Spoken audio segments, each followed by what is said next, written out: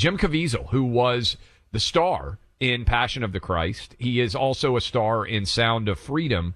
And Jim, we appreciate you taking the time to hang out with us. I know you were on with Rush years ago when The Passion of the Christ came out, and many of our listeners may well remember hearing you 20-some-odd years ago with Rush as you discussed the success of that movie. And now you're back with us again. You got another movie that's dominating.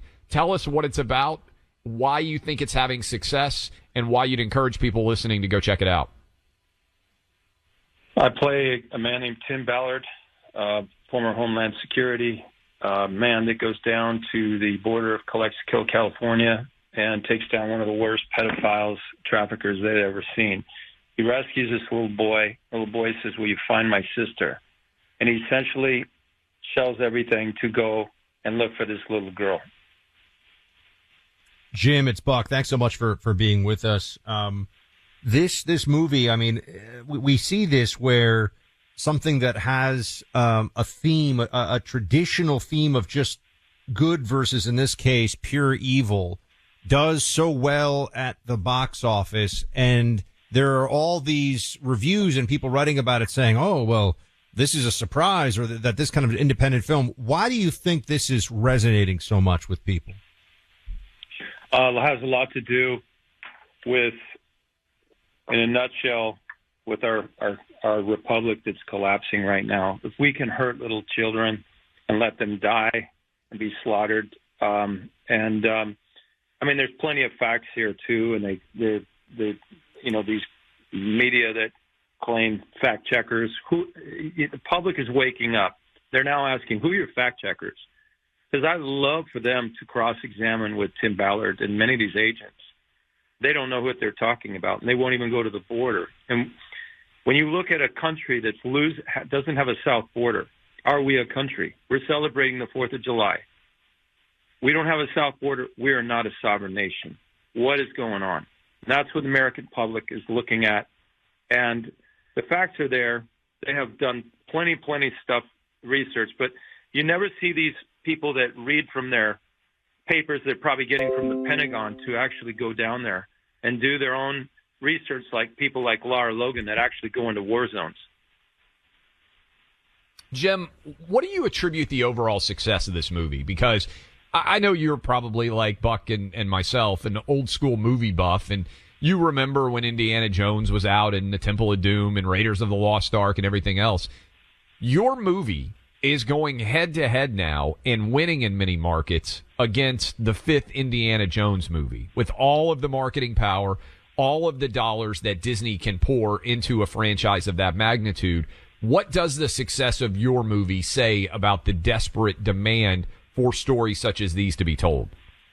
You know, last year they did a movie on the Top Gun, and Tom Cruise didn't go into all of the BS that they wanted to make his film and taken away from the original Top Gun.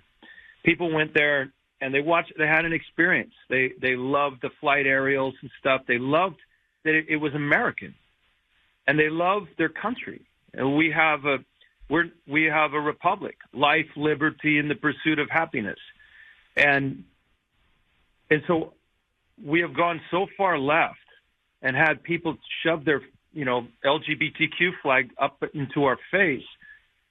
We've millions of Christians that are saying, this is sick. This is not what we want. So I made a movie that's the truth about what's going on. It's current. If they had made Schindler's List during the time of when it was happening, think about that. It would have been, what would that would have been? It would have saved millions of lives. And so this is poking right at the dragon, all the 3-letter agencies, all of them, because you can't tell me that 85,000 children can come across the border and disappear, like Ms. Rodos's April 26th testimony told us, that 85,000 children have vanished.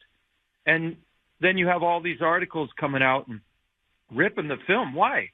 What's wrong with being an anti-trafficking film and an anti-pedo film? Brother, look at the laws that they're trying to pass now. And so Americans are fed up. They're sick and tired of you taking our beer It's not our beer anymore. We're not drinking Buddy Light. We're not going to Target anymore. And we're not going to Pedoland anymore. And all of these other conglomerates that want to get involved in this, Americans have drawn the line. And the line is our children. And you can't F with our children. I'm trying to be polite here. But you cannot mess with our children because God's children are not for sale. And Americans still appreciate one nation under God. You know, Jim, I know you're playing in this film, The Sound of Freedom, which we recommend everybody see out there, and it's doing very well, which is encouraging on a number of levels that a film like this would have the reception that it has had. You play Tim Ballard, or your character, Jim, is based on Tim Ballard. I'm sure you've had lots of conversations with him about what could we begin to do here to confront the scale of this problem. I mean, as I said in the beginning, I don't know if there's anything that could be considered a more absolute evil than the trafficking of children. And you're putting numbers out there. You're raising awareness about this with the movie.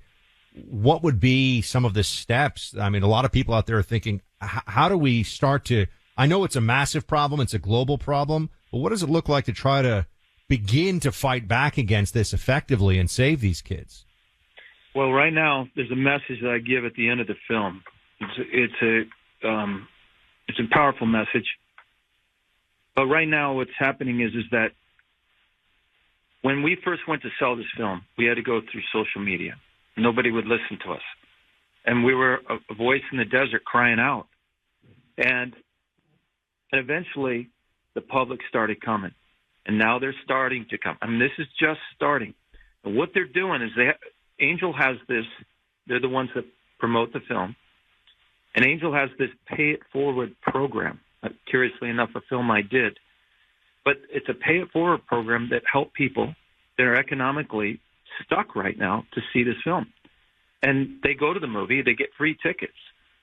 And so the word is spreading because people are able to see the film, because a lot of people under this crazy administration, they can't afford it. So they've made it affordable. Nobody's ever done this before. Angel did this, the Harmon brothers. And so the first thing is getting people to see it. So that individual can't afford a ticket. He buys it. Maybe he goes in and he has 10 tickets that he, for his friends and him, and they go and watch it. And then they go tell 10, 20, 30 people, and that's what's happening. Now, we had gone to Congress and asked them, hey, we got to get this stuff going on with the border here. And they kind of hemmed and hawed. I thought they were going to do something. They didn't. You know what? Nothing is going to happen unless the people unite and say enough. And this is by the people, for the people. This is not a government. Government doesn't run us, and that's what they've been doing. And now we're all pulling together right now. We're all dangerous to them. But we know we're a republic. We know we're not a democracy. We know we are a republic, because you can't vote somebody's inalienable rights away under a republic. Life comes before liberty. Life comes before happiness, because without your life, you have no liberty. You have no happiness.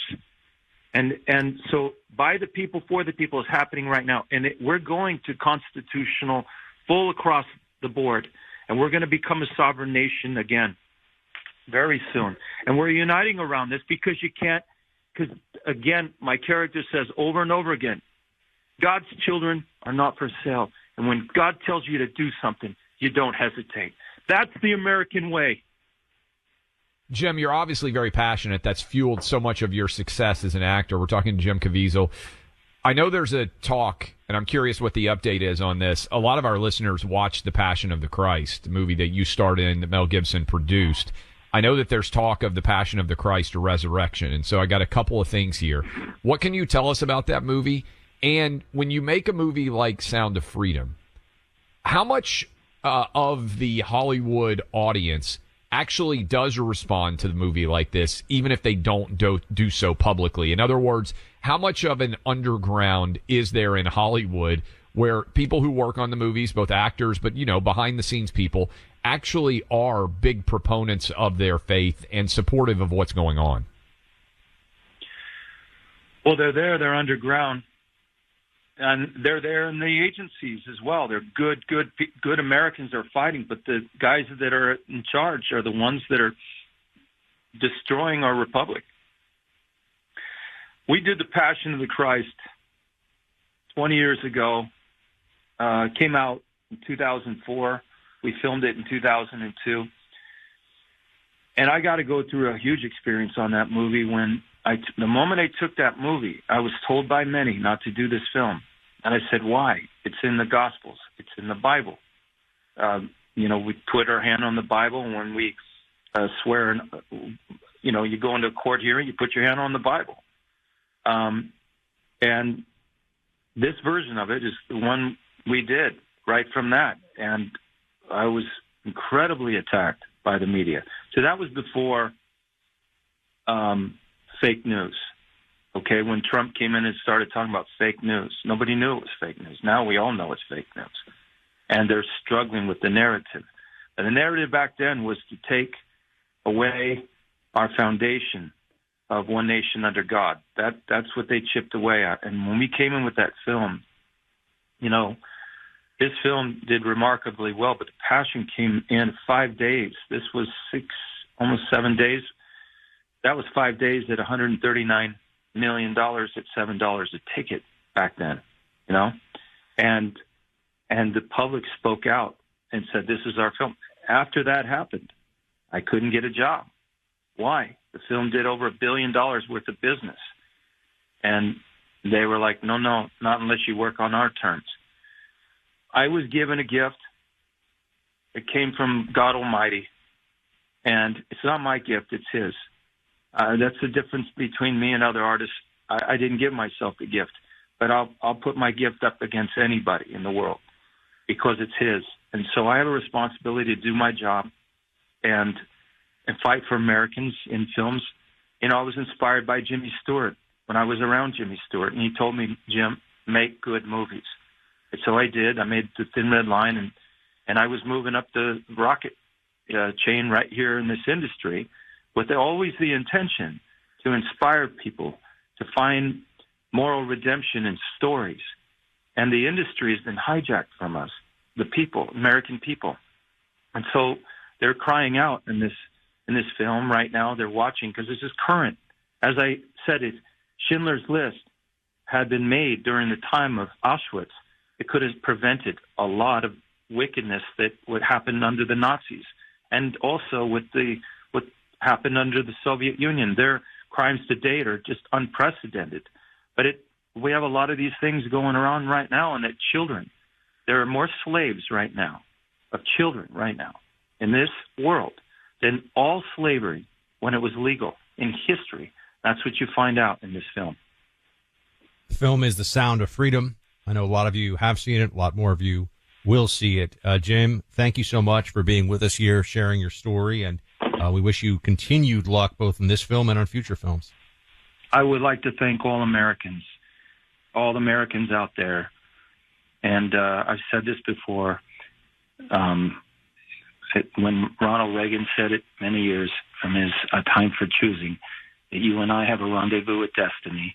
We'll preserve for our children this, the last best hope of man on earth, or we'll sentence them to take the last step into 1,000 years of darkness. My brothers and sisters, in the words of Reagan, remember, evil is powerless if the good are unafraid. God bless you. Thank you, sir. Jim, man.